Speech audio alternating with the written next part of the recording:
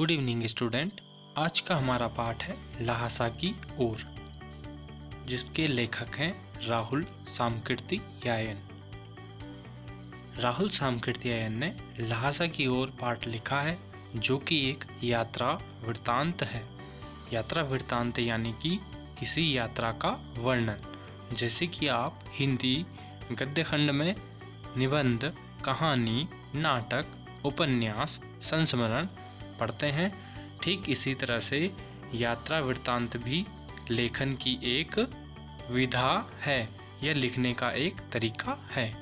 तो जो राहुल सामकृतियायन है, उन्होंने अपनी यात्रा का वर्णन इस पाठ में दिया है और यह यात्रा उन्होंने 1929 यानी कि वर्तमान समय से लगभग 90 साल पहले की थी। अब उन्होंने यह यात्रा क्यों की थी? यह यात्रा उन्होंने बौद्ध धर्म से संबंधित पुस्तकों की खोज और बौद्ध धर्म के अध्ययन से संबंधित या बौद्ध धर्म कहाँ कहाँ फैला हुआ है इसकी जानकारी एकत्र करने के लिए की थी। ये आज का ल्हासा है।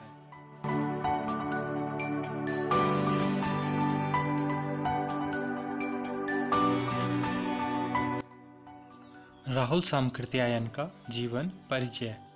राहुल सामकृतियायन का जन्म सन 1893 में उनके ननिहाल गांव पंदाहा, जिला आजमगढ़, उत्तर प्रदेश में हुआ। उनका पैतृक गांव कनेला था। उनका मूल नाम केदार पांडेय था। उनकी शिक्षा काशी, आगरा और लाहौर में हुई। सन 1930 में उन्होंने श्रीलंका जाकर बौद्ध धर्म को ग्रहण कर लिया।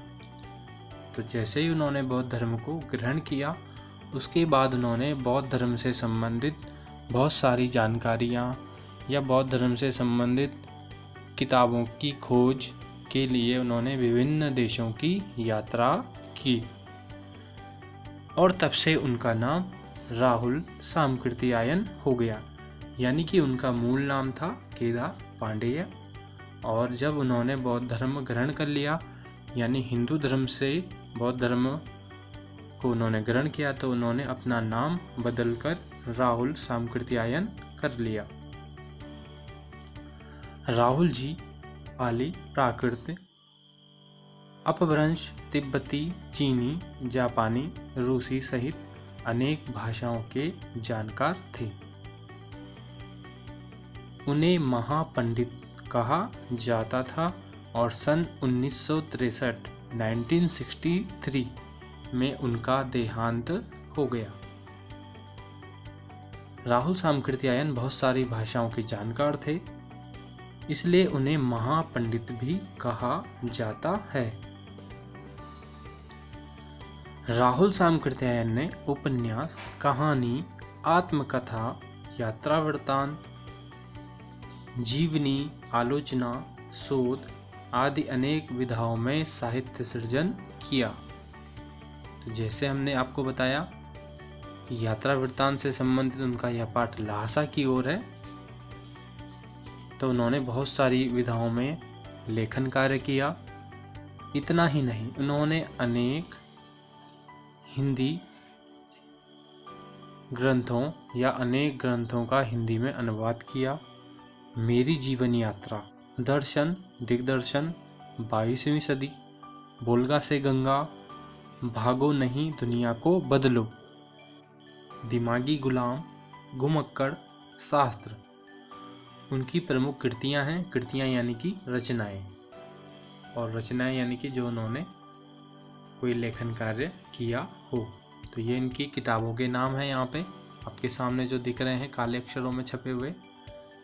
साहित्य के अलावा दर्शन, राजनीति, धर्म, इतिहास, विज्ञान, विभिन्न विषयों पर राहुल जी द्वारा रचित पुस्तकों की संख्या लगभग 150 है।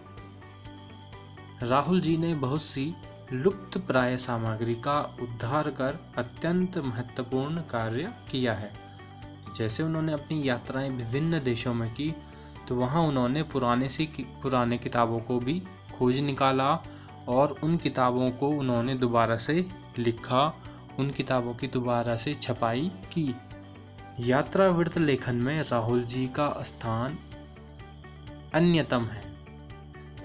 यात्रा वृत्त लेखन में राहुल जी से बड़ा लेखक हिंदी साहित्य में नहीं है। उन्होंने अपनी यात्रा से संबंधित बहुत सारी पुस्तकें लिखी हैं और जो ये ऊपर किताबें आप देख रहे हैं, किताबों के नाम, ये अधिकतर यात्रा साहित्य से संबंधित हैं। उन्होंने घुमक्कड़ी का शास्त्र रचा और उससे होने वाले लाभों का विस्तार से वर्णन करते हुए मंजिल के स्थान पर यात्रा को ही घुमक्कड़ का उद्देश्य बताया। उन्होंने घुमक्कड़ी को ही अपने जीवन का मुख्य उद्देश्य बताया है। घुमक्कड़ी से मनोरंजन, ज्ञानवर्धन एवं अज्ञात स्थलों की जानकारी के साथ साथ भाषा एवं संस्कृति का भी आदान प्रदान होता है। राहुल जी ने विभिन्न स्थानों के भौगोलिक वर्णन के अतिरिक्त वहाँ के जनजीवन की सुंदर झांकी प्रस्तुत की है। संकलित अंश राहुल जी की प्रथम तिब्बत यात्रा से लिया गया है, जो उन्होंने सन 1929-30 में नेपाल के रास्ते की थी। उस समय भारतीयों को तिब्बत यात्रा की अनुमति नहीं थी, इसलिए उन्होंने यह यात्रा एक भिखमंगे के छद्म वेश में की थी। यानी उन्होंने यह यात्रा एक भिखमंगे के वेश में की थी। इसमें तिब्बत की राजधानी ल्हासा की ओर जाने वाले दुर्गम रास्तों का वर्णन उन्होंने बहुत ही रोचक शैली में किया है। इस यात्रा वृत्तांत से हमें उस समय के तिब्बती समाज के बारे में भी जानकारी मिलती है। तो चलिए पढ़ते हैं राहुल सांकृत्यायन द्वारा लिखित यात्रा वृत्तांत ल्हासा की ओर। वह नेपाल से तिब्बत जाने का मुख्य रास्ता है। फरी कलिंगपोर्ट का रास्ता जब नहीं खुला था तो नेपाल ही नहीं, हिंदुस्तान की भी चीज़ें इसी रास्ते तिब्बत जाया करती थीं। राहुल जी यहाँ पे अपनी पहली यात्रा के बारे में बता रहे हैं कि वह नेपाल से तिब्बत जाने का मुख्य रास्ता है। और जब उनकी पहली यात्रा हुई थी तो उस समय फरी कलिंगपोर्ट का रास्ता नहीं खुला था, तो नेपाल ही नहीं, हिंदुस्तान की भी चीज़ें इसी रास्ते तिब्बत जाया करती थी। यह व्यापारिक ही नहीं, सैनिक रास्ता भी था। व्यापारिक यानी कि व्यापार से संबंधित, जहाँ से व्यापारिक सामान जिस रास्ते जाता है।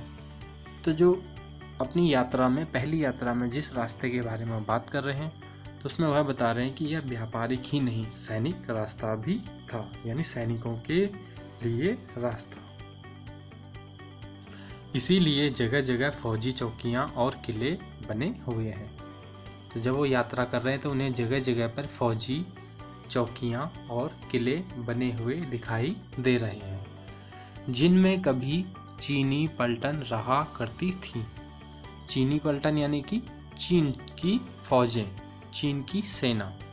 जो रास्ते में उन्हें फौजी चौकियां और किले दिखाई दे रहे हैं, जब वो नेपाल से तिब्बत की तरफ जा रहे हैं, ल्हासा की तरफ जा रहे हैं, तो उन्हें रास्ते में चीनी सेना के बने हुए किले और चौकियां दिखाई दे रहे हैं, जहां उससे पहले चीनी पलटन रहा करती थी। आजकल बहुत से फौजी मकान गिर चुके हैं। यानी कि 1930 के आसपास जब उन्होंने यह यात्रा की, 1929 और 30 के वर्ष में, तो उस समय वहाँ के फौजी मकान गिर चुके हैं दुर्ग के किसी भाग में। दुर्ग यानी कि किला, दुर्ग का मतलब होता है किला। दुर्ग के किसी भाग में जहाँ किसानों ने अपना बसेरा बना लिया है, वहाँ घर कुछ आबाद दिखाई पड़ते हैं।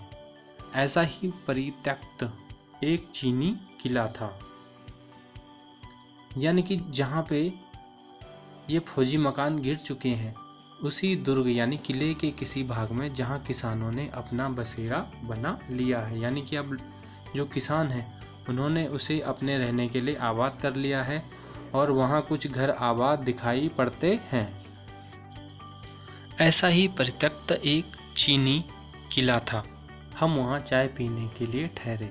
तो लेखक लिख रहा है ऐसे ही एक छोड़ा हुआ परित्यक्त यानी कि छोड़ा हुआ किला था जहाँ लेखक चाय पीने के लिए रुका, ठहरा। तिब्बत में यात्रियों के लिए बहुत सी तकलीफें हैं और कुछ आराम की बातें भी। लेखक अपनी यात्रा में लिख रहा है कि जो तिब्बत की उन्होंने यात्रा की है उसमें यात्रियों के लिए बहुत सी तकलीफें हैं, परेशानियां हैं और बहुत से आराम की बातें भी हैं। वहाँ जाति पाति छुआछूत का सवाल ही नहीं और न औरतें पर्दा ही करती हैं। यानी कि उस समय तिब्बत में कोई भी जाति पाति छुआछूत का सवाल ही नहीं था और वहाँ की औरतें पर्दा ही नहीं करती हैं। बहुत निम्न श्रेणी के भिखमंगों को लोग चोरी के डर से घर के भीतर नहीं आने देते। यानी कि जो भिखमंगे होते हैं, जैसे लेखक ने भिखमंगे के वेश में यात्रा की थी, तो लेखक भिखमंगों के नज़रिए से लिख रहा है कि जो बहुत निम्न श्रेणी के भिखमंगे होते हैं उन्हें लोग चोरी के डर से घर के भीतर नहीं आने देते। नहीं तो आप बिल्कुल घर के भीतर चले आ सकते हैं। यदि भिखमंगे सुशिक्षित हो तो लोग उन्हें अपने घर के भीतर तक आने देते हैं, चाहे आप बिल्कुल अपरिचित हो। तब भी घर की बहू या सासू को अपनी झोली में से चाय दे सकते हैं। लेखक लिख रहा है कि तब भी आप घर की बहू या सासू को अपनी झोली में से चाय दे सकते हैं। अब यहाँ पे चाय की बात की गई है क्योंकि तिब्बत एक पहाड़ी देश है जहाँ पे बहुत ज़्यादा ठंड होती है, तो वहाँ पे चाय भी बहुत ही ज़्यादा पी जाती है। यानी जो भिखमंगे होते हैं या जो यात्री होते हैं या व्यापार करने के लिए जो जाते हैं वो अपने लिए खाने पीने के सामान में चाय को अपने पास ज़रूर रखते हैं, क्योंकि बिना चाय के तो वहाँ के पहाड़ी इलाकों की ठंड को झेलना मुश्किल हो जाता है। तो हर यात्री के पास खाने पीने के सामान में चाय ज़रूर रहती है, वह आपके लिए उसे पका देगी। यदि आप सुशिक्षित भिखमंगे हैं तो भी आप वहाँ के बहू या वहाँ के घर वालों को चाय दे सकते हैं और वो आपके लिए उस चाय को पका देगी। मक्खन और सोडा दे दीजिए। वह चाय चोड़ी में कूटकर उसे दूध वाली चाय के रंग की बना के मिट्टी के टोटीदार बर्तन खोटी में रख के आपको दे देगी। अब देखिए वहाँ पे तिब्बत में क्या होता है कि जो वहाँ पे चाय बनाई जाती है उसमें चीनी नहीं डाली जाती, बल्कि वहाँ पे सोडा, नमक और साथ ही मक्खन चाय में मिलाया जाता है। यदि बैठक की जगह चूल्हे से दूर है और आपको डर है कि सारा मक्खन आपकी चाय में नहीं पड़ेगा, तो आप खुद जाकर चोड़ी में चाय मत कर ला सकते हैं। चाय का रंग तैयार हो जाने पर फिर नमक मक्खन डालने की ज़रूरत होती है। तो यहाँ पे देखिए हमें नई जानकारी मिल रही है तिब्बत की। वहाँ पे चाय में नमक, मक्खन और सोडा मिलाकर पिया जाता है। परित्यक्त चीनी किले से जब हम चलने लगे तो एक आदमी राहदारी मांगने लगा। राहदारी यानी कि एक तरह का रोड टैक्स, जो कि लेखक और उसके साथी सुमिति को एक मजिस्ट्रेट से प्राप्त हुई थी। तो लेखक कह रहा है हमने वह दोनों चिटें उसे दे दी। चिटें यानी कि एक तरह का लेखक को लिखित कागज, जो कि उसने उस आदमी को दे दिया जो लेखक से राहदारी मांग रहा था। शायद उसी दिन हम थोड़ला के पहले के आखिरी गांव में पहुंच गए। अब ये जगह का नाम है थोडला। यहाँ भी सुमिति के जान पहचान के आदमी थे। तो जो लेखक के साथ एक सहयात्री थे उसका नाम था सुमति। तो जब लेखक नेपाल के रास्ते तिब्बत जाना चाहता है तो सुमिति को वह अपने सारथी के रूप में चुनता है, क्योंकि सुमिति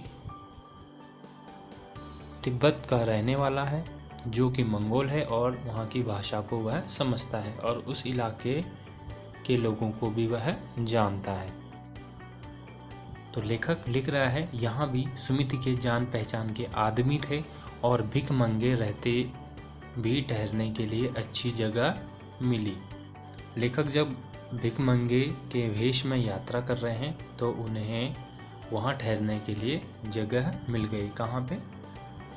यानी थोडला से पहले के आखिरी गांव में जब वो पहुँचे तो वहाँ उन्हें रहने के लिए जगह मिली।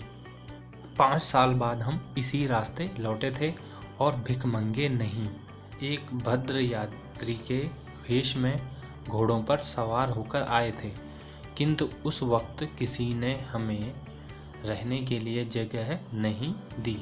तो लेखक फिर बाद वाली यात्रा के बारे में बता रहा है। जब वह 5 साल बाद वह इसी रास्ते से लौटा तो उस समय वह भिखमंगे नहीं, एक भद्र यात्री यानी एक सज्जन यात्री के वेश में उसने यात्रा की। तो उस समय वह घोड़ों पर सवार होकर आए थे, किंतु उस वक्त किसी ने हमें रहने के लिए जगह नहीं दी थी। जबकि पहले फर्स्ट यात्रा में लेखक भिखमंगे के वेश में था, उस समय उसे रहने के लिए जगह मिल गई और हम गांव के एक सबसे गरीब झोपड़े में ठहरे थे। तो लेखक जब दूसरी यात्रा करता है तो उस समय जगह न मिलने के कारण गांव के सबसे गरीब झोपड़े में रहने को मजबूर होते हैं। लेखक आगे लिखते हैं, बहुत कुछ लोगों की उस वक्त की मनोवृत्ति पर ही निर्भर है। खासकर शाम के वक्त छड़ पीकर बहुत कम होश हवास को दुरुस्त रखते हैं। तो छड़ यानी कि एक तरह की कच्ची शराब, जो कि वहाँ के लोगों का पीना स्वाभाविक या आम बात है। तो वह होश हवास में नहीं रहते हैं, छड़ पी कर रहते हैं और कुछ उनकी मनोवृत्ति पर भी निर्भर होता है, इसलिए वह लोगों को जगह नहीं देते हैं और नशे में रहते हैं तो उन्हें कुछ भी पता नहीं रहता कि कौन आदमी आ रहा है और कौन जा रहा है। अब हमें सबसे बिकट डांडा थोडला पार करना था। लेखक अपनी यात्रा को आगे बढ़ाते हुए कह रहा है, अब हमें सबसे बिकट डांडा यानी कि ऊंचे स्थान जो कि बहुत ही दुर्गम होते हैं, जहाँ पे चलना मुश्किल होता है, थोडला पार करना था। डांडे तिब्बत में सबसे खतरे की जगहें हैं, यानी कि ऊंची जगह हैं। 16-17 हजार फीट की ऊंचाई होने के कारण उनके दोनों तरफ मीलों तक कोई गांव गिराव नहीं था। जो डांडे हैं वो 16-17 हजार फीट की ऊंचाई होने के कारण उनके दोनों तरफ मीलों तक कोई गांव गिराव नहीं था, यानी आसपास में कोई गांव नहीं था। ऊंचाई के कारण नदियों के मोड़ और पहाड़ों के कोनों के कारण बहुत दूर तक आदमी को देखा नहीं जा सकता। डाकुओं के लिए यही सबसे अच्छी जगह है। तो लेखक कह रहा है कि जो ऊंचाई वाले डांडे के जगह होते हैं जहाँ पे दूर दूर तक कोई गांव नहीं होते, वहाँ डाकुओं के लिए जो लूटपाट का काम करते हैं उनके लिए यही सबसे अच्छी जगह, सबसे सुरक्षित जगह है। तिब्बत में गांव में आकर खून हो जाए तब तो खूनी को सजा भी मिल सकती है। लेखक कह रहा है यदि तिब्बत में गांव में आकर खून हो जाए तो तब खूनी को सजा भी मिल सकती है, लेकिन इन निर्जन स्थानों में मरे हुए आदमी के लिए कोई परवाह नहीं करता। यानी कि जो ऊंची जगह हैं, सुनसान वाली जगह हैं, निर्जन जगह हैं, यदि ऐसी जगहों पर किसी का खून हो जाए तो किसी को कोई मतलब नहीं है, कोई परवाह करने वाला कोई सुरक्षा करने वाला नहीं है। सरकार खुफिया विभाग और पुलिस पर उतना खर्च नहीं करती है। लेखक आज से 90 साल पहले की उस समय के तिब्बत की बात कर रहा है कि जो वहाँ की सरकार है वह खुफिया विभाग और पुलिस पर उतना खर्च नहीं करती और वहाँ गवाह भी कोई नहीं मिल सकता। डकैत पहले आदमी को मार डालते हैं, उसके बाद देखते हैं कि कुछ पैसा है कि नहीं। तो जो डकैती का काम करते हैं वह खाली पैसों के लिए या छीना झपटी के लिए ऐसा काम करते हैं, लेकिन सबसे बुरी बात यह है कि वह सीधे आदमी को ही मार देते हैं और उसके बाद उसके पास देखते हैं कि पैसा है या नहीं।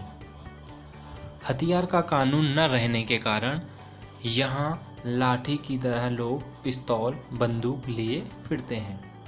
हथियार का उस समय वहाँ कोई कानून न होने के कारण वहाँ के जो डकैत हैं या वहाँ के जो लोग हैं वह पिस्तौल और बंदूक को लाठी की तरह लिए फिरते हैं।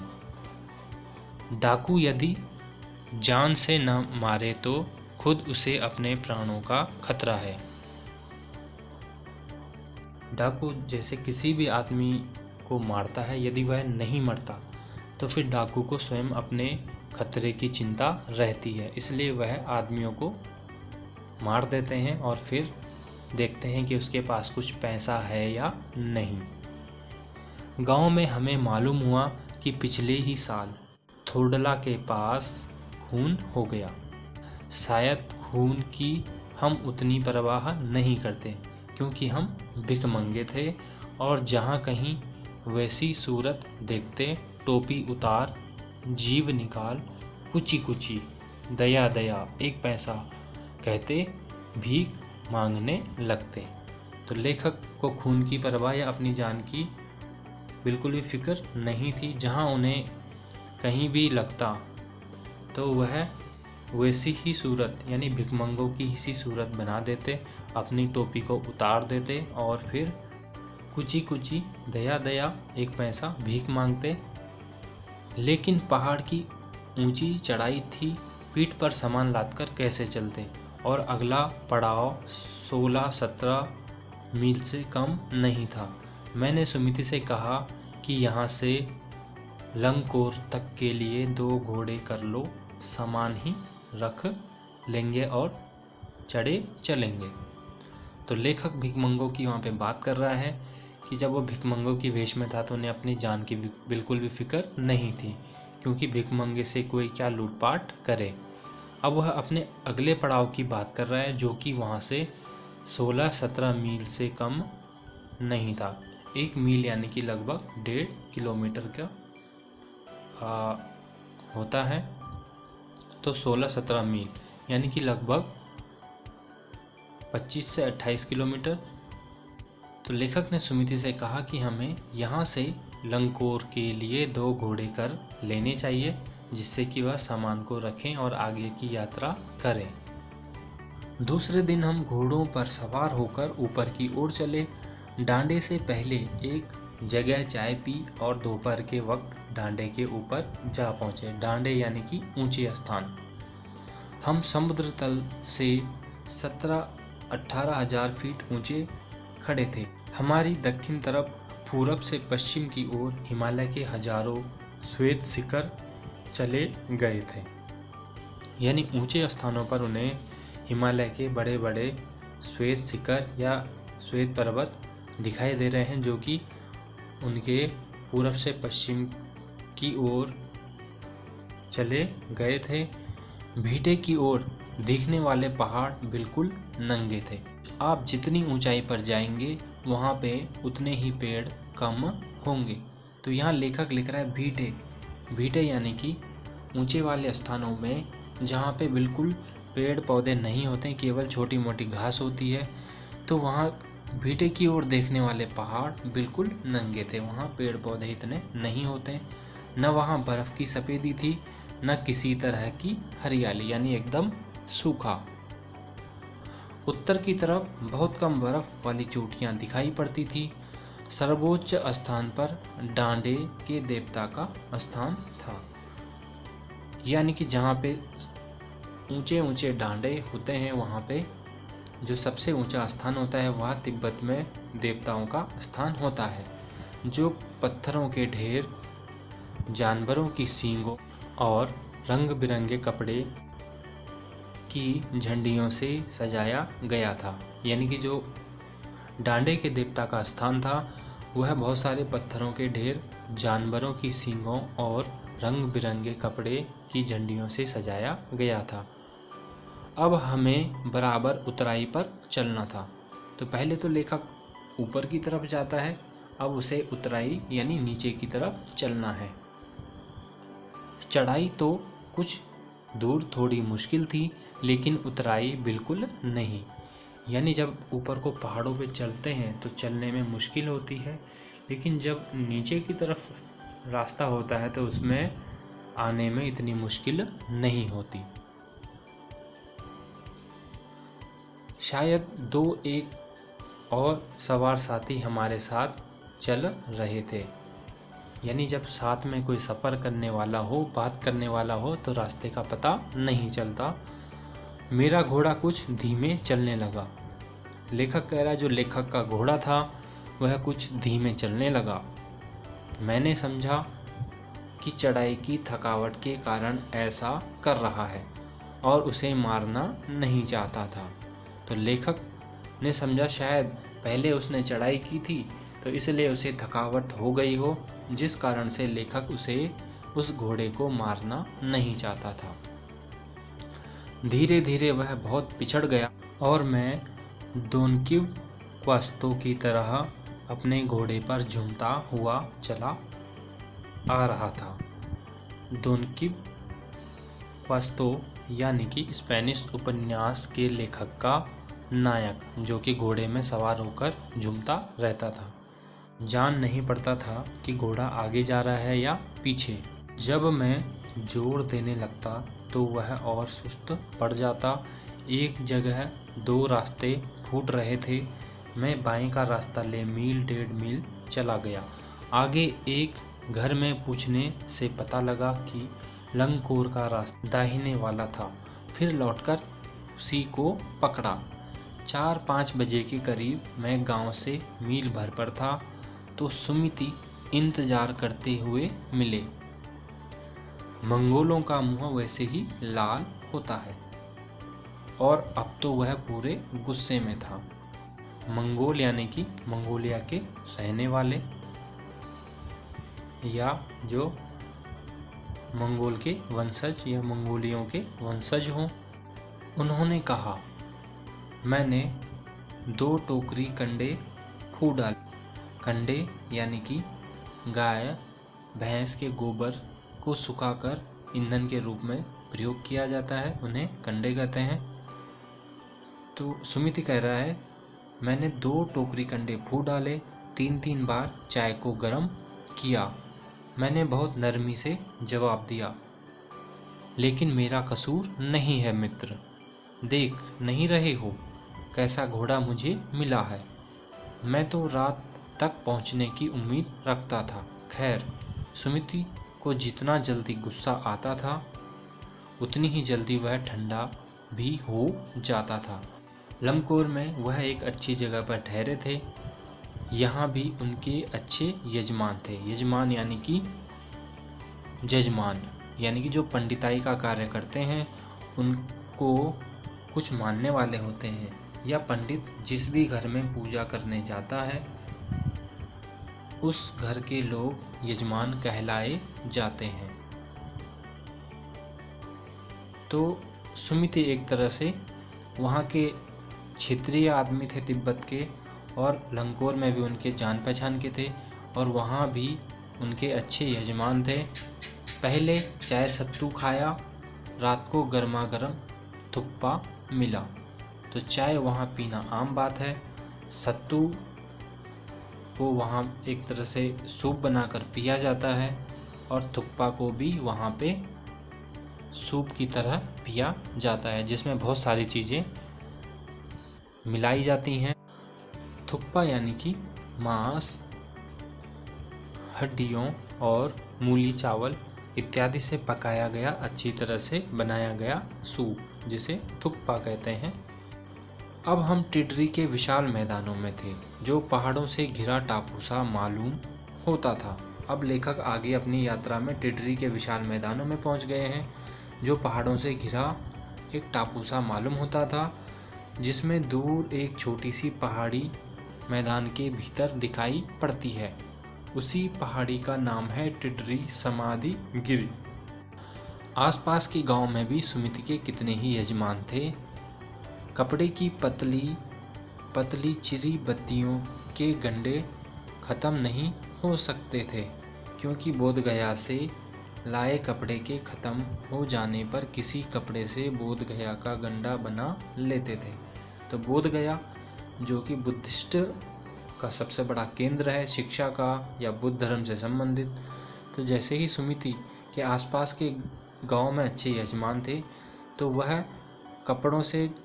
कपड़ों को छोटे छोटे टुकड़ों में उनको बांट करके और उनसे गंडे यानी कि एक तरह से गांठ की तरह मंत्र किया हुआ गांठ की तरह मंत्र किए हुए धागे, जैसे आप लोग भी कई मंत्रित धागे पहनते हैं जो कि पूजा पाठ में विश्वास करते हैं या तंत्र मंत्र में विश्वास करते हैं, वो भी मंत्र या मंत्रित धागों को पहनते हैं। तो इसी तरह से सुमिति भी अपने यजमानों को आसपास के गांवों में कपड़ों को छोटे छोटे टुकड़ों में बांटकर उन्हें गांठ की तरह बांधकर मंत्रित करके अपने यजमानों को बांट रहे थे, जो कि वह बोधगया से लाए हुए थे। और बोधगया कहाँ है ये आपको हमें कमेंट बॉक्स में बताना है। वह अपने यजमानों के पास जाना चाहते थे। मैंने सोचा यह तो हफ्ता भर उधर ही लगा देंगे। मैंने उनसे कहा कि जिस गांव में ठहरना हो उसमें भले ही गंडे बांट दो, मगर आसपास के गांव में मत जाओ। इसके लिए मैं तुम्हें लहासा पहुंचकर रुपए दे दूंगा। तो लेखक वहां अधिक समय नहीं रहना चाहते थे जहां सुमिति रुकना चाहता था, क्योंकि लेखक को लहासा पहुंचना था, जबकि सुमिति को आसपास के गांवों में गंडे बांटने के लिए या मंत्रित जो धागे हैं उनको बांटने के लिए जाना था, जिससे वह अपनी इनकम को या आय को कमा सकता था। लेकिन लेखक ऐसा बिल्कुल नहीं चाहता था। तो इसलिए लेखक ने सुमिति से कहा कि वह जिस गांव में ठहरना है उसी गांव में गंडों को बांट दो। गंडे यानी कि मंत्रित धागे, और आसपास के गांवों में मत जाओ। जिसके लिए लेखक ने सुमिति को लहासा पहुंचने पर पैसे देने की बात कही और सुमिति ने इसे स्वीकार किया। दूसरे दिन हमने भरिया ढूंढने की कोशिश की। भरिया यानी कि भार उठाने वाला, भार उठाने वाला।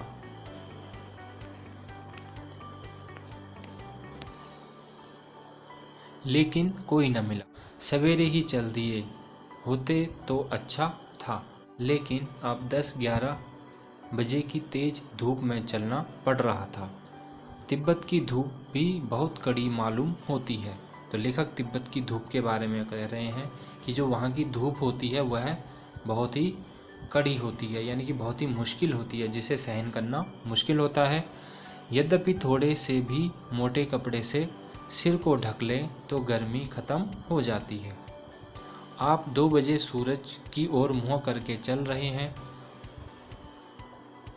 ललाट धूप से जल रहा है और पीछे का कंधा बर्फ हो रहा है।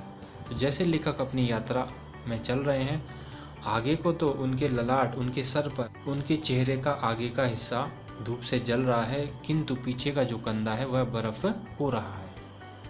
फिर हमने पीठ पर अपनी चीज़ें लादी, डंडा हाथ में लिया और चल पड़े। यानी पहाड़ों पर ऊपर चढ़ने के लिए हाथ में डंडा लेकर डंडे के सहारे से चला जाता है।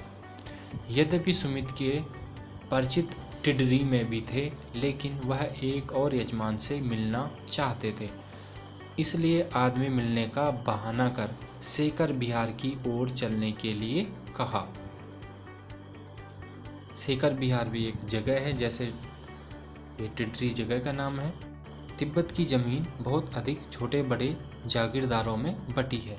इन जागीरों का बहुत ज़्यादा हिस्सा मठों बिहारों के हाथ में है।